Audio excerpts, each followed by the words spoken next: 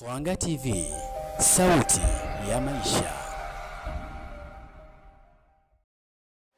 Vyombo vya habari nchini Tanzania vimeripoti tukio moja la kustaajabisha la mwanaume mmoja kule jijini Arusha ambaye alikatwa uume na mke wake wa ndoa. Tukio linaloonesha kukithiri kwa ukatili wa kijinsia dhidi ya wanaume nchini Tanzania. Hebu tuliangalie kwa pamoja tukio hili la ukatili wa kijinsia dhidi ya wanaume.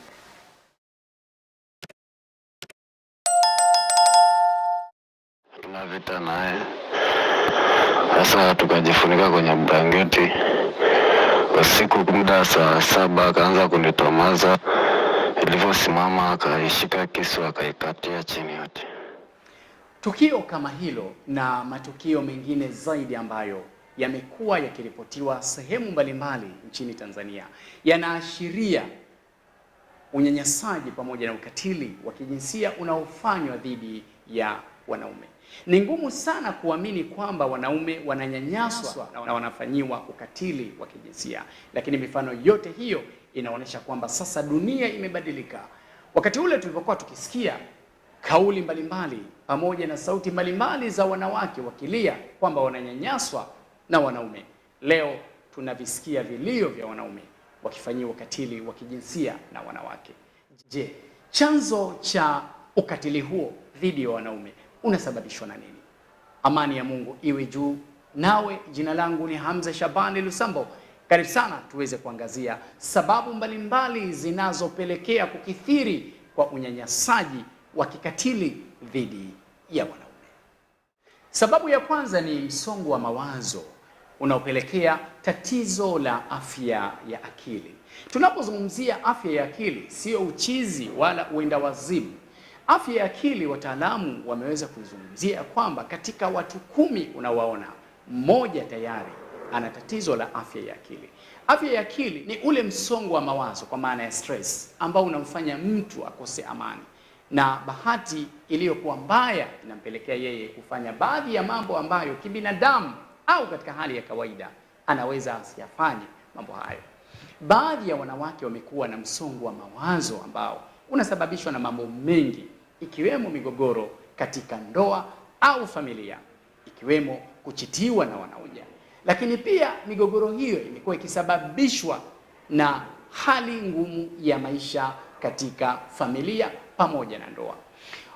Msongo wa mawazo au tatizo la afya ya akili imekuwa ikiwapelekea baadhi ya wanawake, bila kujielewa na kutambua, wamekuwa wakifanya mambo ambayo katika hali ya kibinadamu imekuwa si hali ya kawaida.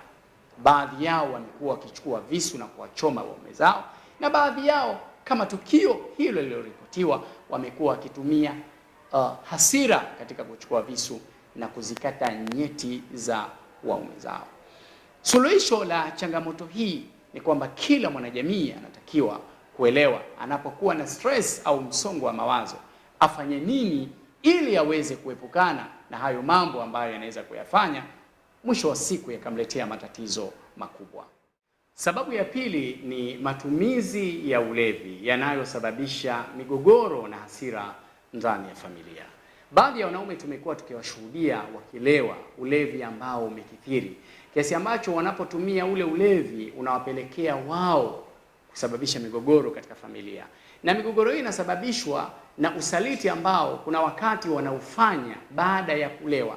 Mwanamke anapogundua kwamba mume wangu analewa na ulevi huu umepelekea yeye kuweza kunisaliti, anajawa na hasira ambazo zinampelekea yeye anaweza kufanya maamuzi au akafanya tukio ambalo kwa namna moja ama nyingine likatafsiriwa kama ukatili dhidi ya wanaume. Na hata hili tukio ambalo limeripotiwa na vyombo mbalimbali vya habari 19 Novemba 2025 ni tukio ambalo linaonyesha huenda kulikuwa na migogoro ndani ya familia, na mwisho wa siku mwanamke akawa amechukua hatua ya kufanya tukio alilolifanya. Sababu ya tatu ni ukosefu wa mapenzi ya dhati ndani ya ndoa. Tumekuwa tukishuhudia kwamba katika ndoa za sasa watu wanaishi kimazoea, na ukichunguza kiundani zaidi mapenzi ya dhati hayapo kabisa baina ya mume na mke. Ukiangalia mababu zetu wa zamani na mabibi zetu walikuwa na mapenzi ya dhati, mapenzi ambayo ilikuwa ni ngumu sana. Kwa mfano, mwanamke eti anahitajika kufanya tendo na mume wake alete bla bla.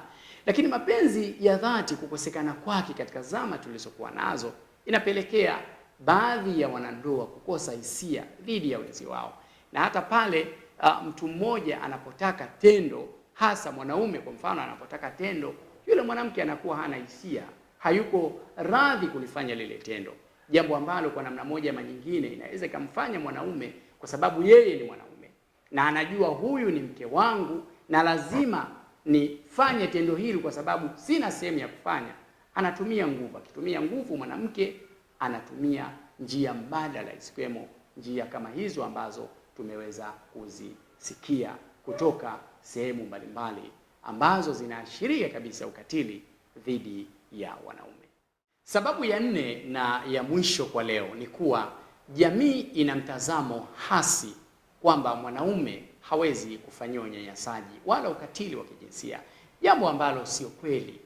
Hali hii imekuwa ikiwapelekea hata baadhi ya wanaume kadhaa wanaofanyiwa unyanyasaji kushindwa kuripoti au kutoa taarifa katika vyombo vinavyohusika kutokana na mtazamo huo wa jamii kwamba watachekwa au watabezwa na jamii hiyo. Lakini hali hii pia imekuwa ikiwapa nguvu baadhi ya wanawake makatili kuendeleza unyanyasaji dhidi ya wanaume kwa kuwafanyia mambo mabaya waume zao. Ni matumaini yangu utakuwa umeelimika vilivyo kwa kuzijua sababu kuu 4 zinazosababisha ukatili dhidi ya wanaume unaofanywa na baadhi ya wanawake.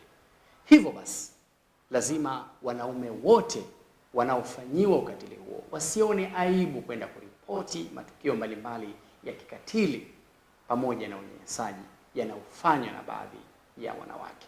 Na hii itaweza kusaidia kuweza kupunguza mambo pamoja na matukio mbalimbali yanayotokea katika jamii ya kikatili, ili kuweza kujenga jamii mpya itakayoleta maendeleo katika jamii. Usisahau kuungana nasi kwa kulike, kucomment, pia kusubscribe channel yetu ya Swanga TV ili uwe wa kwanza kupata habari zetu. Ulikuwa nami Hamza Lusambo, mpaka wakati mwingine. Bye bye. Swanga TV, sauti ya maisha.